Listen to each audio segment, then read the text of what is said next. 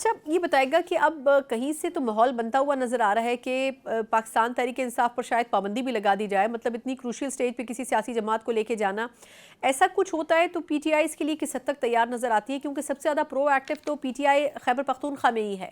I can assure you at this point in time, PTI is prepared for anything, not just PTI, KPK, PTI, Pakistan.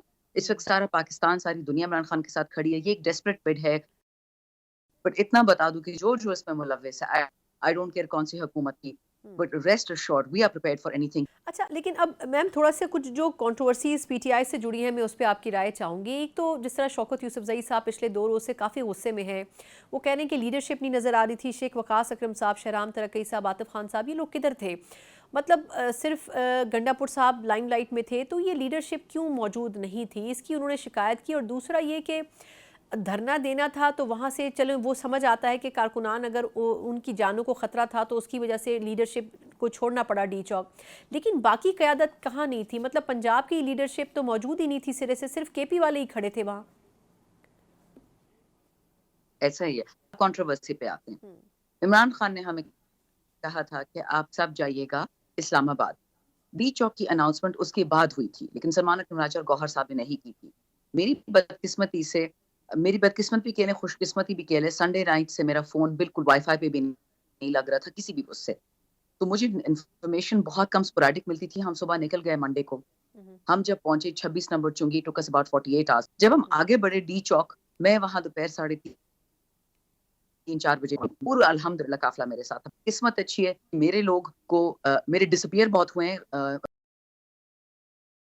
بہت سارے لوگ جیلوں میں ہیں، لیکن شکر ہے میرے حلقے میں ابھی تک کوئی شہادت کی ہمیں رپورٹ نہیں ملی. ہم رات 12 بجے تک وہاں تھے. ہم پہ لائیو فائر ہوا. میرے جس کو خوش قسمتی یا بد قسمتی کی بات بتا رہی تھی کہ پارلیمانی پارٹی گروپ میں کچھ لوگ یہ کہہ رہے تھے کہ میں نے آج صبح یہ میسیجز دیکھے ہیں کہ میسج آیا ہے سینٹرل قیادت سے کہ آپ M N As M P As جان بچا کے اپنے ورکرز کو وہاں سے نکالیں، ہم کل دوبارہ آئیں گے دھرنے کے لیے. کیونکہ میں نے میسج پڑھا نہیں، دیکھا نہیں، تو میں تو رات 12 تک بیٹھی رہی.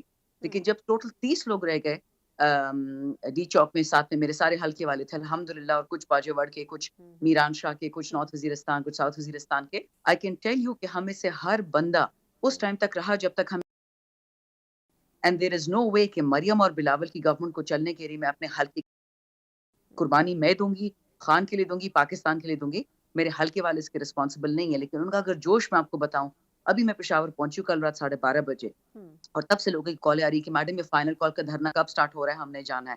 تو آفرین ان لوگوں کے جذبے پر، آفرین ان لوگوں کے دین اور ایمان پہ. اچھا آپ نے یقیناً انٹرو میں وہ تمام مسائل تو سن لیے ہوں گے جس کا پی ٹی آئی ابھی سامنا کر رہی ہے، لیکن آپ کے خیال میں کیا گورنر راج لگانا اس مسئلے کا حل نظر آتا ہے، بجائے اس کے کہ صوبائی حکومت سے بات چیت کی جائے؟ بہت شکریہ ثنا.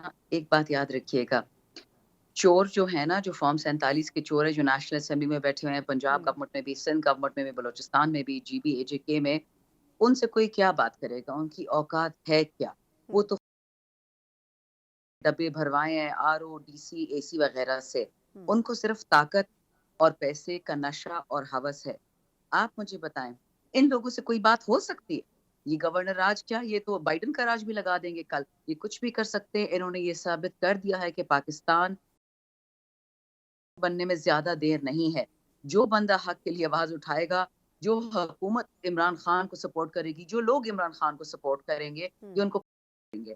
سو معذرت کے ساتھ ان کی باتیں آپ اسی پیمانے پہ میجر کر لیجیے گا کہ جو لوگ جھوٹی قسم کھا کے اسمبلی میں بیٹھے ہیں، ان کی بات میں، ان کی ویژن میں، ان کی گورنمنٹ میں کچھ بھی نہیں ہے. صرف اور صرف اس وقت پیور ایول ہے، nothing else. ٹھیک.